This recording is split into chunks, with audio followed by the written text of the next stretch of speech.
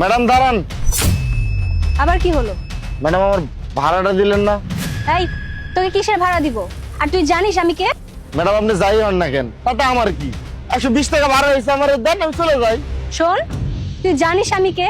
আমি এই এলাকার চেয়ারম্যানের মেয়ে। শুধু একটা কল করব, সেই কলের সাথে সাথে তুই এবং তোর রিকশাটা না উড়ে যাবি। দেখেন ম্যাডাম, এমন করবেন না। আমি গরিব মানুষ, দিন রাত মেহনত করে টাকা কামাই করি, আর আপনার কাছে তো 120 টাকা কিছুই না। টাকাটা দিয়ে দেন। এই শোন, এই পুরো এলাকাটা না আমার বাবার। এখন আমি যদি আমার এলাকায় রিকশা ভাড়া দিই, তাহলে কি আমার মান সম্মান থাকবে? একটা কথা শুনে রাখ, আজকে আমার মুডটা ভালো, সেজন্য তোকে আমি ছেড়ে দিলাম। তা না হলে তোর এমন একটা অবস্থা করতাম যে তোর পরিবার তোকে চিনতে পারতো না। দেখেন ম্যাডাম, এমন করবেন না। আপনারা কিন্তু ভুলে যাবেন না, আপনারা কিন্তু আমাদের ভোটেই জিতেন। এই রিকশাওয়ালার বাচ্চা, কি বললি তুই? তোদের ভোটে আমরা জিতি? আজকে তো তোকে আমি...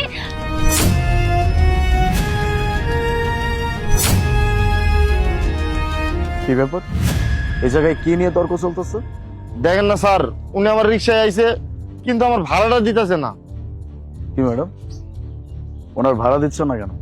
আমি অথই চৌধুরী, এই এলাকার চেয়ারম্যানের মেয়ে। কি বলতেছেন ম্যাডাম? গুলজার চৌধুরীর মেয়ে অথৈ চৌধুরী? ম্যাডাম আমি আপনার বাবাকে খুব ভালোভাবে চিনি। আপনার বাবা তো এই এলাকার চেয়ারম্যান। ইভেন ওনার বিভিন্ন কাজে আমি ওনার সাথে ছিলাম, এমনকি ওনার নির্বাচনেও আমি ওনার হয়ে ডিউটি করছি। আর তুমিও না ভাই, কার কাছ থেকে ভাড়া চাবা কার কাছ থেকে ভাড়া চাবা না এটা তোমার বুঝতে হবে না? বাই দ্য ওয়ে, তোমার ভাড়া কত হয়েছে? স্যার 120 টাকা। 120 টাকা? ম্যাডাম সামান্য 120 টাকা।